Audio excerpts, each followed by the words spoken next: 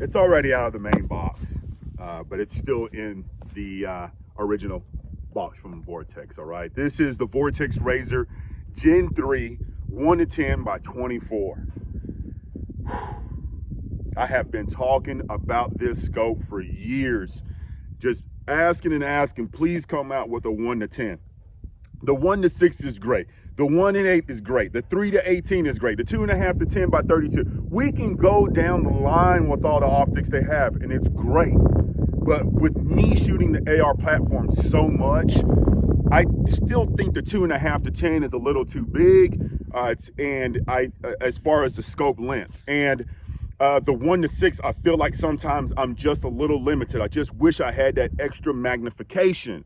Even with the 1 to 8, I feel like I just needed that extra 2 magnification. All right, and guess what? It's here. Okay, they revealed it and it's out. Unfortunately, I didn't have any extra 34 millimeter rings sitting around, and those are en route. So as soon as those scope rings come in, we will put this scope to use. Let's show you guys what's inside the box.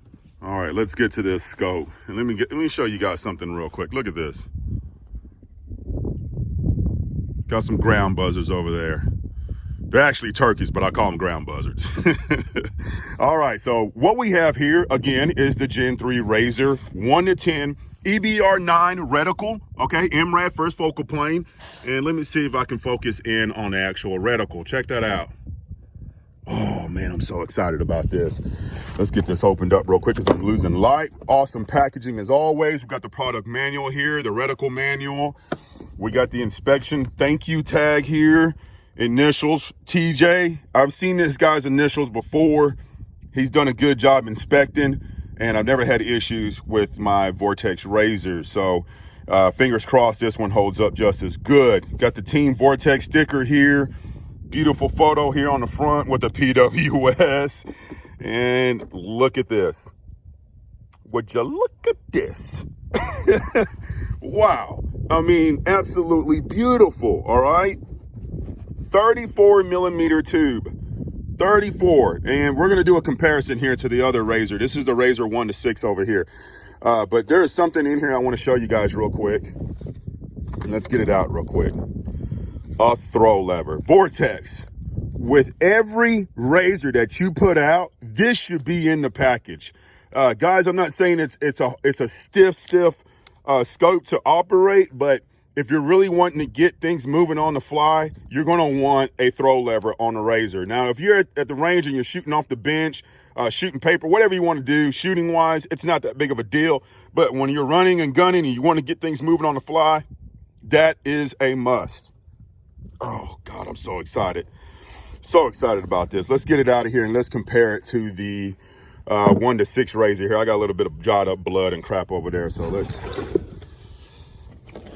get this rifle moved over and check this out. So I'm gonna try to line it up as best as I can here. That way you guys can get a good comparison with the Razor 1 to 6. So it's obvious that the turrets are moved up a little bit further. 34 millimeter tube again. This is a 30 millimeter.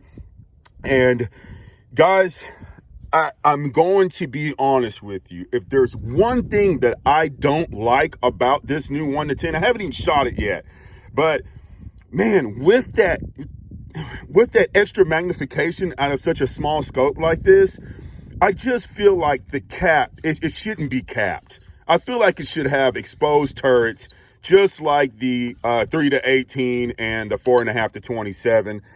I just feel like these should be exposed, but it's not a deal breaker, man. You know, if you really need to turn things up, just take the cap off and dial up, you know, but that's my only complaint. I really had my fingers crossed when I unboxed this thing that the turrets would be exposed, but it is not a deal breaker. I'm still excited. I'm still excited. The Illumination knobs here on the side, they I don't know if I can do this one-handed, but they pop out just like that. Okay, and I want to say they go all the way up to 11. So your brightness level is all the way up to 11. I can't wait to get this thing put on a rig. So, all right, why am I so excited? I'm excited because this can be an all-around scope.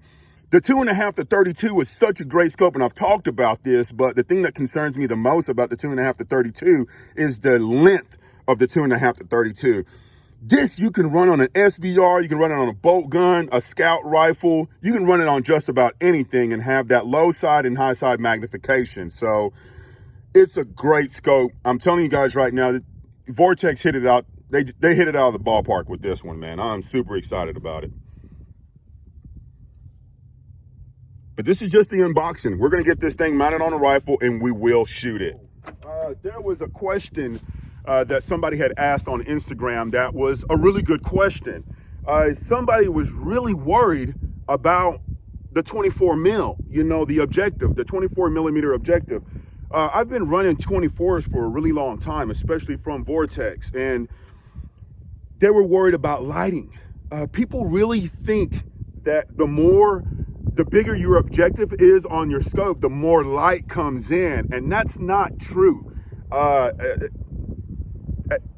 a degree, all right, to a degree. But if you've been behind a Razor, if you've been behind a 1-6, you will know how much light comes in. These scopes, the technology they have behind it, the quality glass, the 34 millimeter tube, even with the 30 millimeter tube, there is a ton of light that comes in. Guys, when I look through that 30, I seriously cannot tell you much of a difference between that 24 millimeter and the 50s and the 56s that I run. There's really not that much of a difference when it comes to light. So it's not going to be an issue with this. It has its place. It's not going to be for everybody. I understand that these things are expensive. Again, it's not for everybody, but there's going to be a few guys out there that know what I'm talking about, and they're going to be all over these things. So I'm super stoked about this. I will keep you guys in touch. We will probably have this thing mounted and ready to go by the weekend. Today's Monday. I'm losing a lot of light already. We've been having some crazy weather here. It was 70 degrees Friday, and with less than 24 hours, we had snow and all kinds of rain, and we got more rain coming in Thursday and Friday. So that means the pigs will be moving. So what I plan on doing is getting this set up, and we'll probably put a UTC thermal in front of this thing, a clip-on thermal in the front, and we're gonna go hunting with it. And then I'm also gonna try to stretch the legs on it and see how far I can go.